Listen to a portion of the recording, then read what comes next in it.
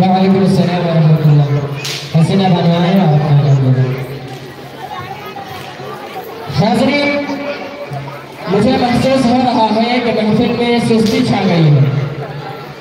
इस सुस्ती को चुस्ती में बदलने के लिए हम अपने और आप तमाम के दिमाग को फ्रेश करने के लिए इसी ग्रुप के बीच नज़म गुनगुनाने के लिए नाज़रा बानो नौशाद अली को दावत देता हूँ।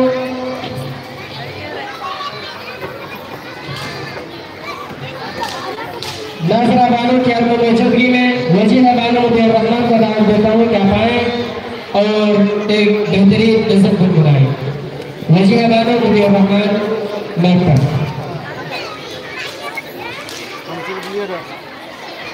सब यार से मत कर भाई